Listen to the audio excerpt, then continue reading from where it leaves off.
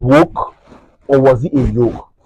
What do we mean? We live in a society where everybody is yoke, everybody's woke, rather. Everybody is saying, wake up, knowledge, freedom, this liberalism. Yeah. Don't let anything box you. Don't be in the box. Don't be in the cottage. You can be anything you want to be. You are a man. You can identify as a woman. Anybody can do anything. And by the time somebody speaks against that, you hate woke.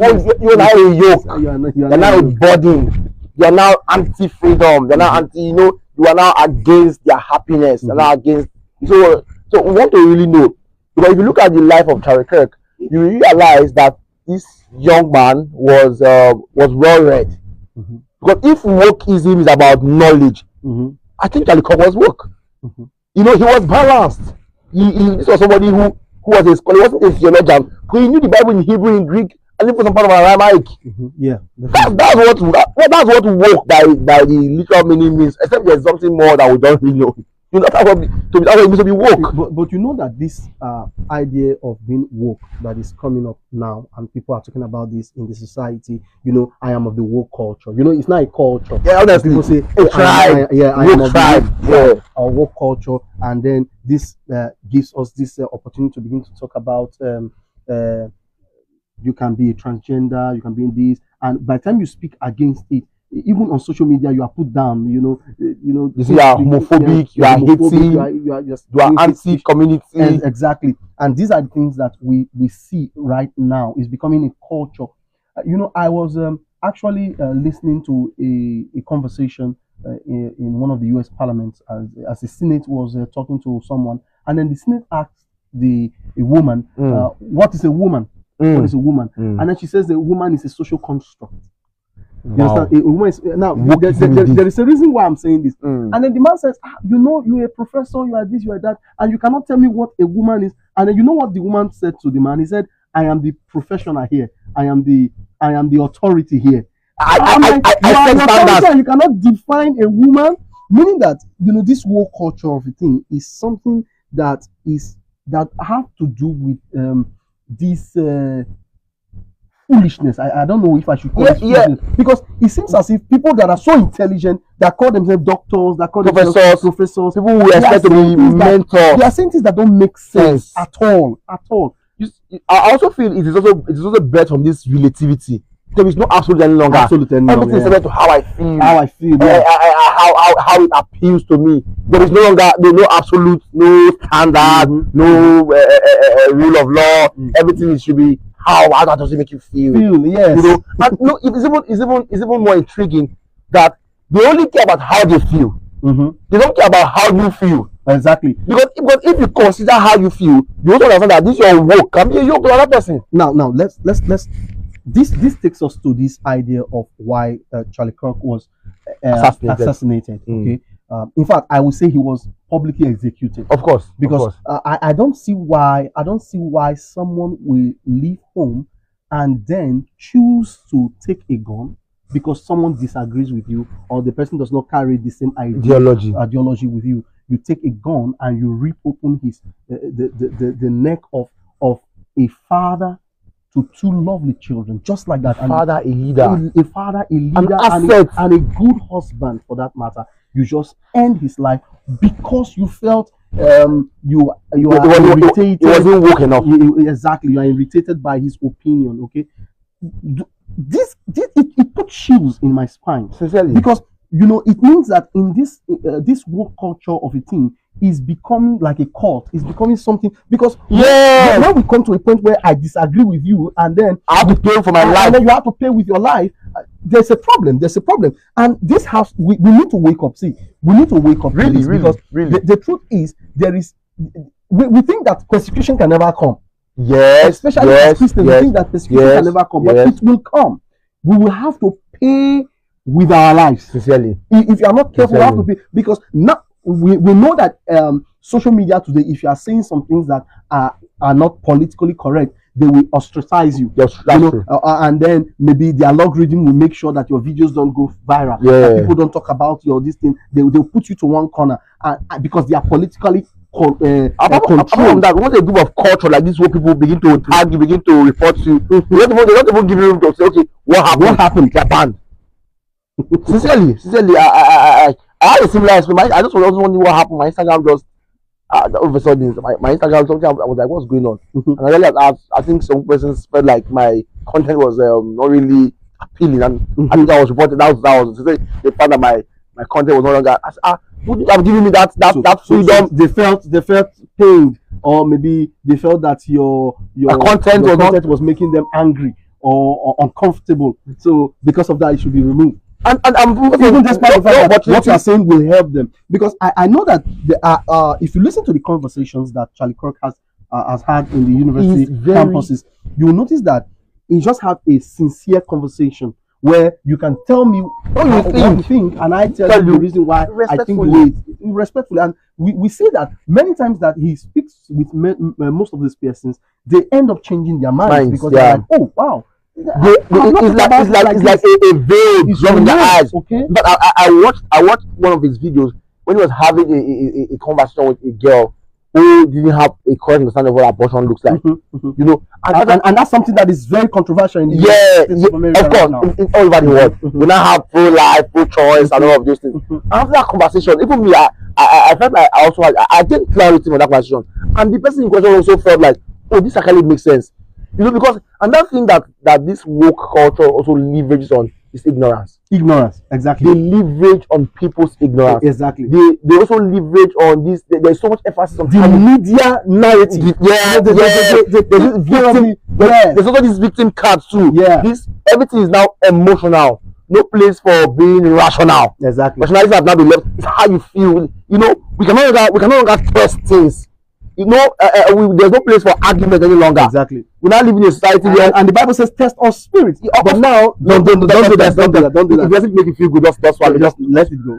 The irony is, they will make you drink that tea. You must accept them.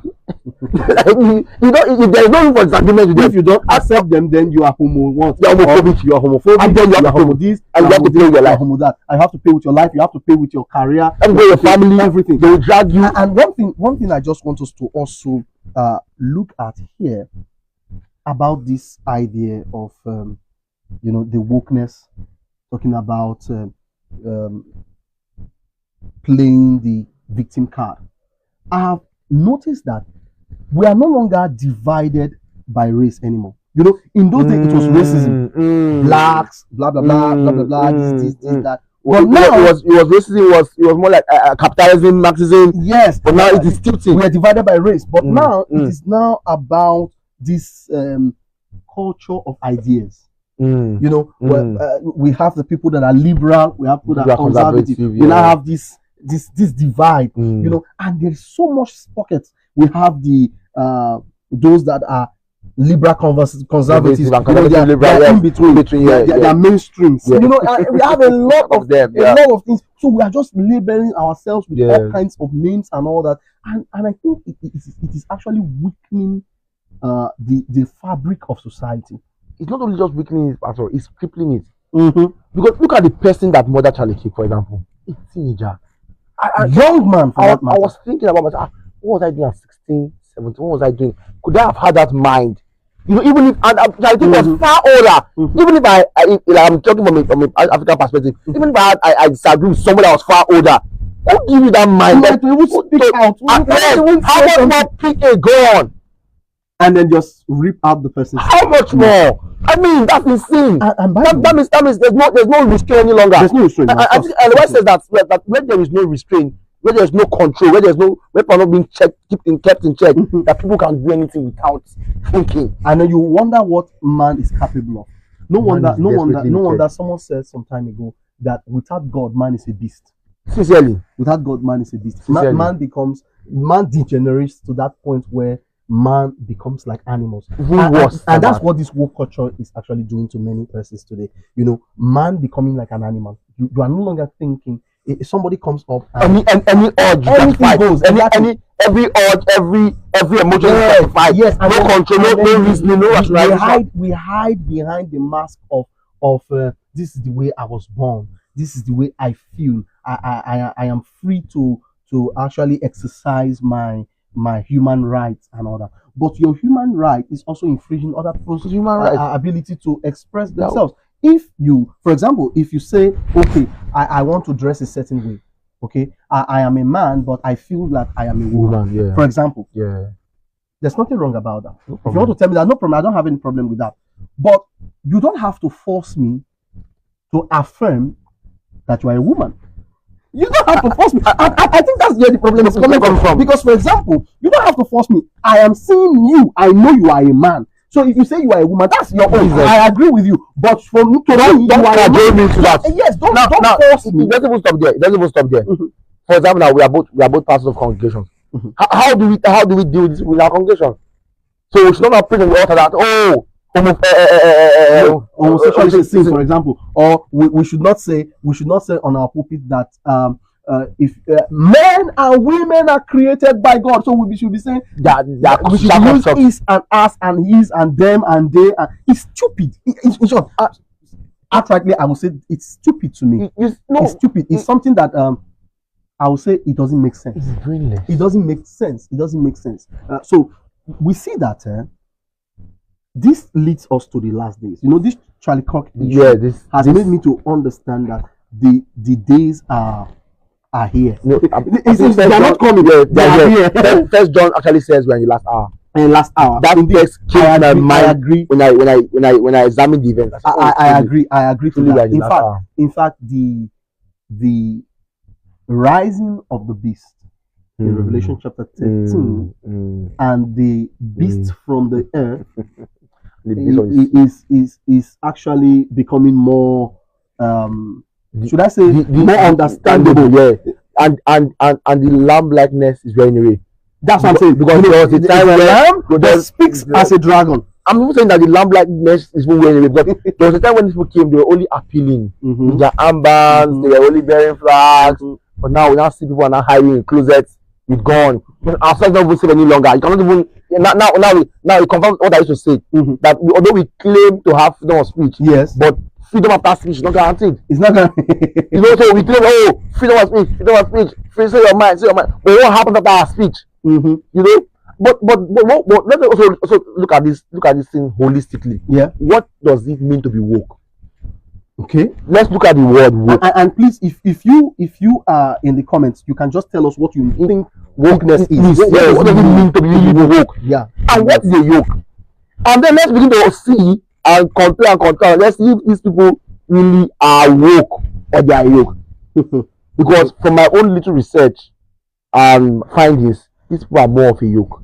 But then they're now making the ones who are opening our eyes, the ones who are bringing light and knowledge, to look like the yoke, to look like the problem, to look like the burden, to look like they don't deserve a place, to look like they're making the environment unsafe. They look like they are degrading, they are anti-freedom, anti-liberty. And then actually too, what is even this freedom? Is freedom really the ability to do what you like, how you like, when you like? Exactly. What is this freedom? Because your freedom ends where another person's freedom starts. And that's the reality. You know, in exacting our freedom, we must also respect freedom of others' freedom. Of course. You know, and that is something that is wearing away.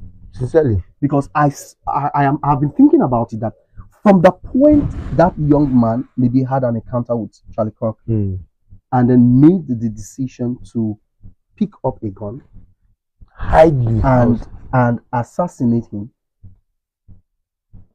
it must have taken a process of being fed. Sincerely.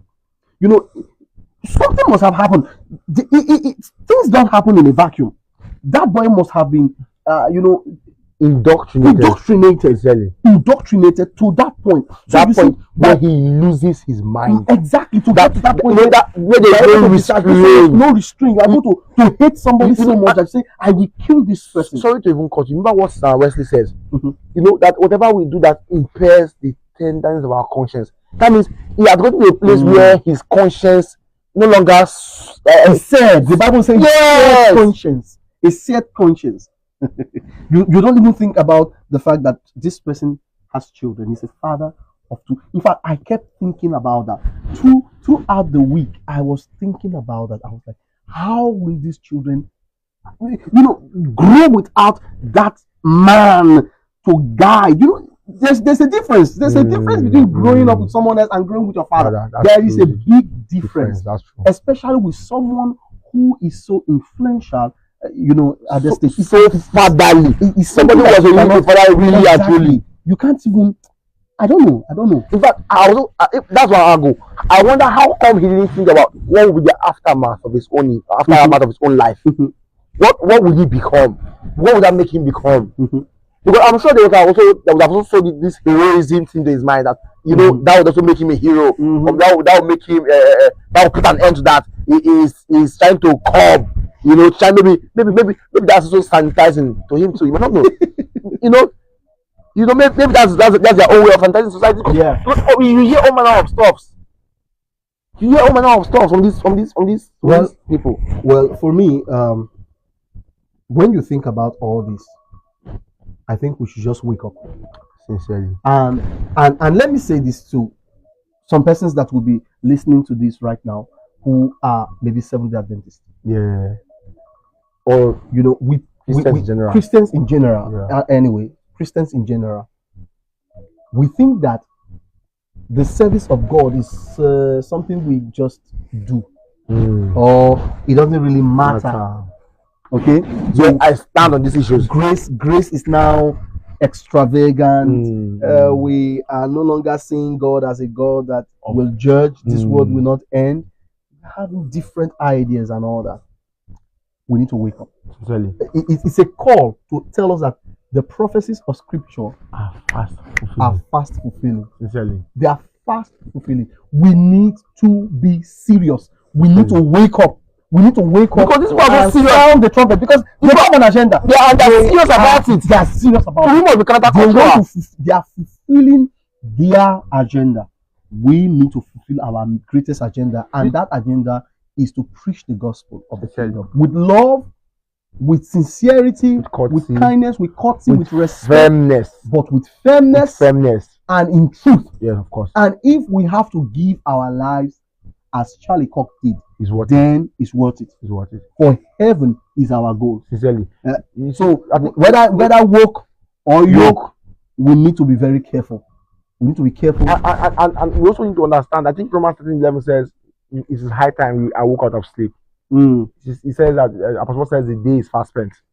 And truly, the day is fast spent. You see, we also need to stop seeking validation. Oh, imagine seeking validation. That's another imagine seeking validation from a word that crucified a savior. Imagine seeking validation from a word, from a culture that crucified somebody that stood for right. Stood for okay. Let's even believe that he was wrong, but he stood firmly for what he believed and respectfully. Now you want us to stand by you, but you cannot stand somebody else's disagreement. There's a problem there. There's a serious problem. Like it's a satanic. It's more like a cult. Like as though you are being initiated, as though we have now become intolerant. That's the word. That's the right word. That's the right word. Aggressively intolerant. Yeah. So that you can now take a gun. Someone once says that truth is not afraid to be questioned. True. But error gets, in short, error becomes infuriated, agitated when questioned. True. So that I think that's exactly what's going on. When we are unable to stand other people's view, there is a problem. About a question mark on what you believe, exactly. on the validity of what we believe. For example, even among Christians, when you bring up the issue of the Sabbath, for example, some people they by the time you show them scripture and then they now understand that they have no ground. Colossians 2:16, and then they begin to see that no, that's not the Sabbath, that's not the issue. They become agitated and angry. They tag it to judgmental. They tell you, oh, you are judging other Christians. You are doing name calling. Exactly, that's the problem.